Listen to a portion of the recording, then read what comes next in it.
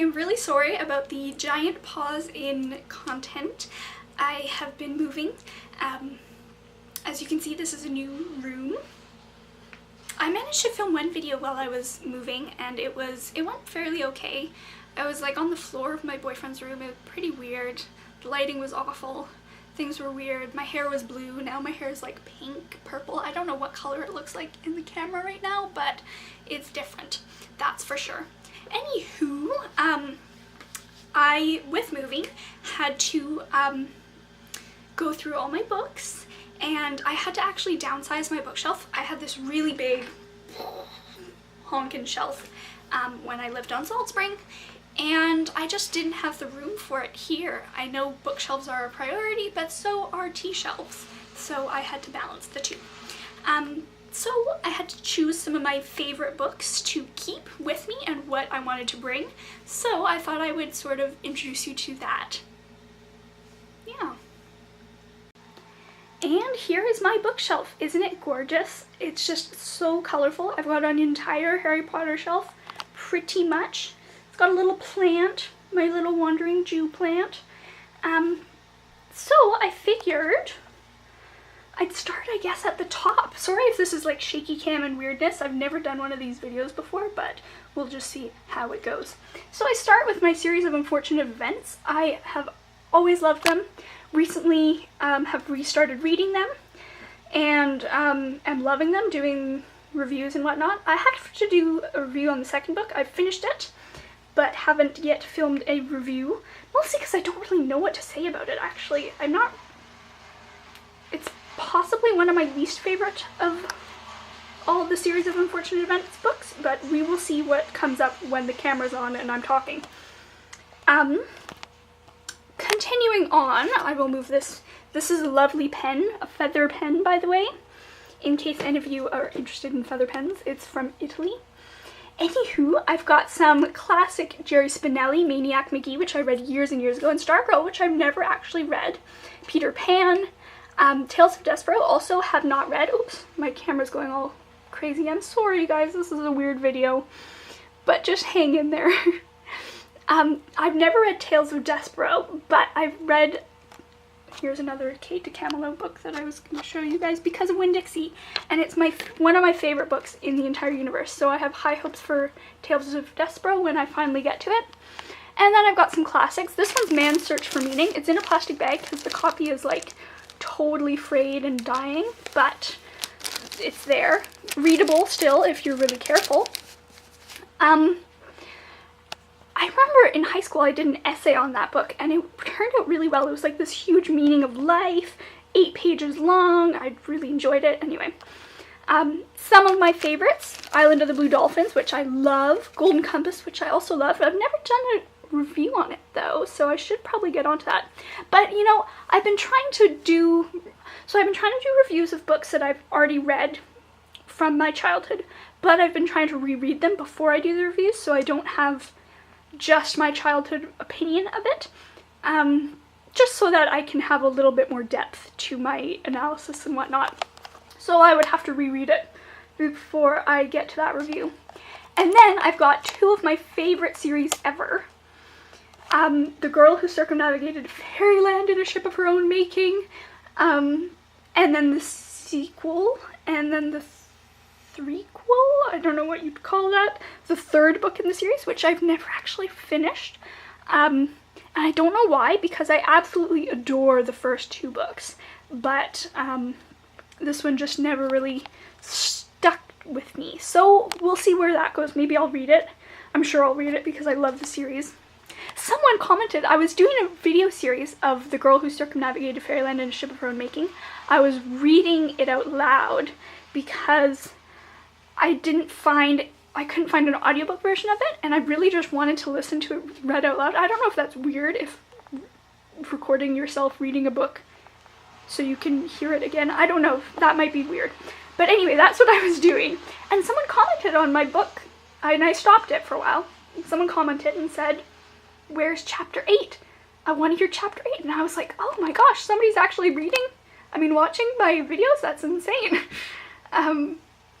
Anyway, on to Alice in Wonderland. I've got like 3 different copies. This one I rebound myself, So I've got beautiful, I say. Really, it's cute. It's like this super old map. That's not actually a super old map. I got it from Michael's, I think.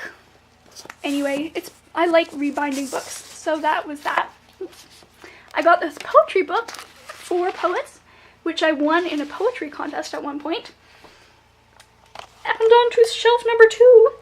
I've got a gift certificate for Salt Spring Books, which I'm so excited for. I don't know what I'm going to buy with it. I was going to buy a book called Literary Wonderlands, but then I got it for my birthday from my extraordinary boyfriend. So I don't know what to buy. I'll have to do my research, I suppose. Anywho, I've got The Extraordinary Education of Nicholas Benedict, part of the what's it called? The Benedict Society series? There's a different name for it. Whatever. Anyway, this is the prequel to the whole series, and it's actually my favorite of the series, just because it's kind of a standalone, and the main character is really interesting, and it focuses on one main character rather than a lot of main characters, so you get a really good feel for Mr. Nicholas Benedict. And then some of my favorite books. I've got my Madeleine L'Engle, Wrinkle in Time, and A Swiftly Tilting Planet. I've got a really nice copy of this one. I've never read this copy, so it's like pristine. And then this I've got a really gross copy of. Here, let me move that rock. I've got a really gross copy that I just picked up for free somewhere, but you know, it's a copy, so whatever. And then I've got my comedies. I don't know, that might be all my comedies, yeah, except for The Secret Diary of Adrian Mole is down a little ways on the shelf. But anyway, I've got Is That a Dead Dog in Your Locker and Is That a Sick Cat in Your Backpack? Both by Todd Strasser. Love him. He's hilarious. Sort of like bathroom humor type stuff, which is okay. It's great, actually. I love bathroom humor sometimes. The way he does it is really, really classy. It's classy bathroom humor.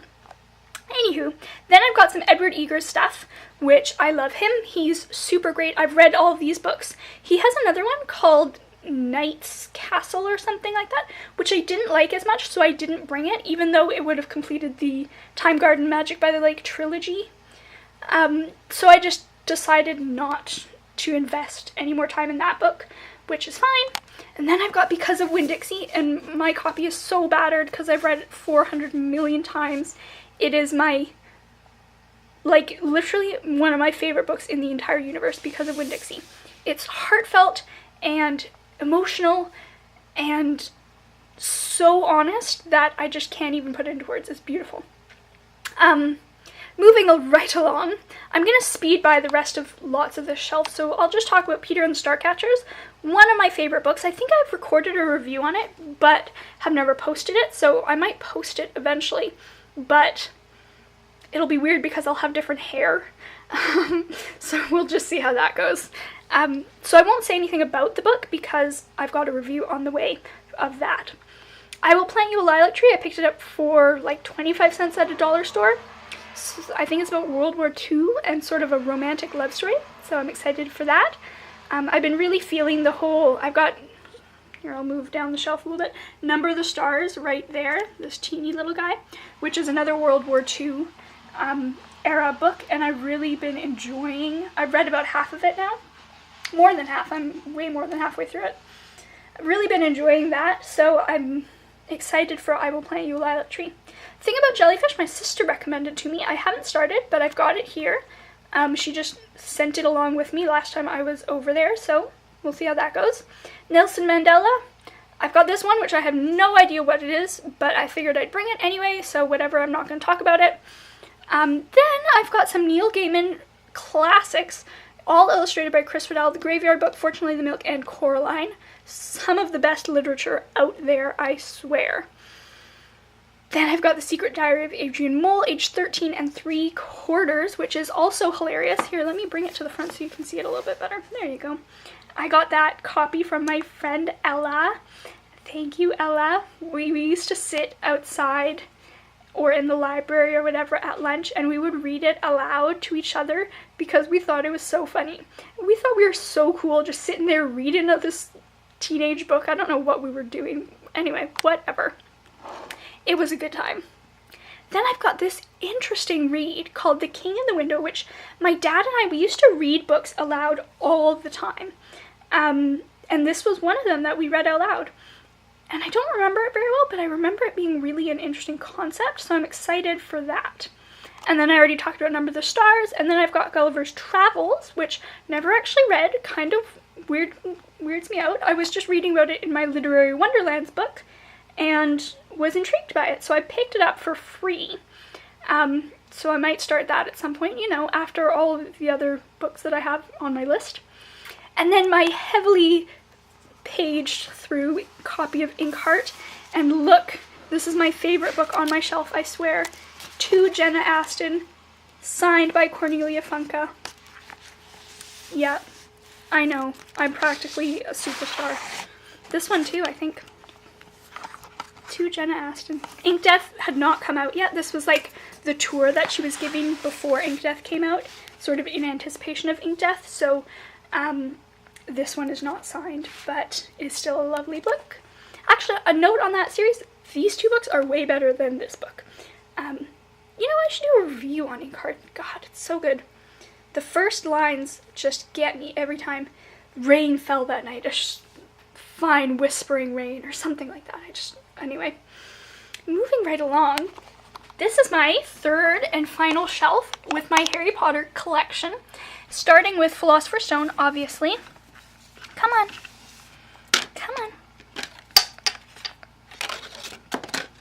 Sorry, it's a bit clumsy. Anyway, I rebound this copy, so it looks super bizarre, but it's the Philosopher's Stone, all right. Harry Potter, there you go. I even put it some built-in bookmarks, so that's pretty swifty. Don't know why I used that word, never mind. And then I've got the rest of the series, Fantastic Beasts. I've even got The Cursed Child, even though there's a lot of controversy surrounding it. I've got Beatles and the Bard, Quidditch Through the Ages, Fantastic Beasts and Where to Find Them, the textbook version, and then I've got this weird one, Barry Trotter and the Unauthorized Parody, which is really inappropriate and not even very good, so I wouldn't recommend reading it unless you want to like totally be weirded out, basically. And that's basically it. I've also got a couple, here let me move this a little bit. I've got a couple of bigger books that don't fit standing up. Hitchhiker's Guide to the Galaxy, Humans of New York, which is sort of a coffee table book. My favorite knitting book.